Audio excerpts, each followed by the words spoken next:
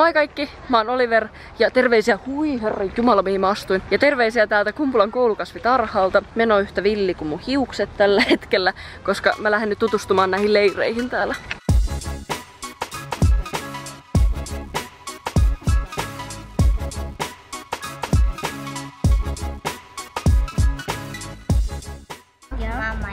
Mä oon Taika. Hetkinen, millä leirillä te siis täällä ootte? Pienissä viljelijöissä. Okei, onks teillä ollut kivaa? Joo.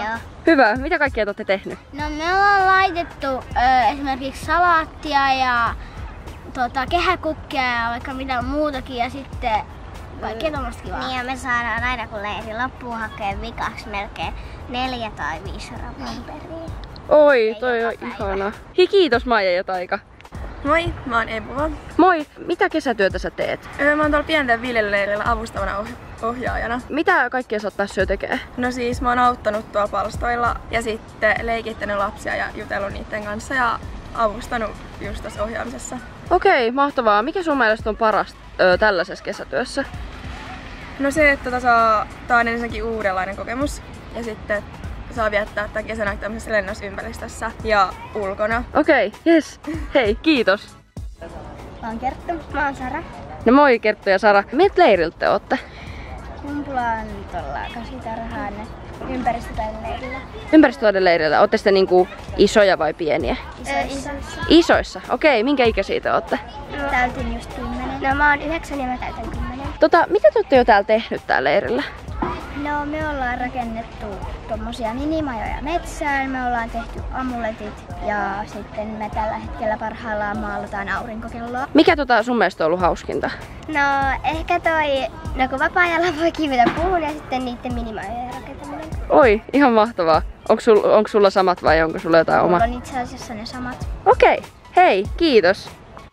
Mä oon kesätöissä Kumpulan koulukasvitarhalla ja mä oon viljelyalueen hoitaja. Mitä te ootte tässä vaiheessa jo tehnyt?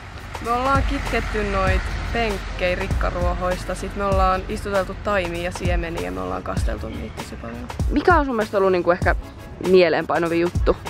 No mieleenpainuvi juttu oli se, kun me käytiin grillaa yhdellä saarella. Me käytiin silittää lampaita.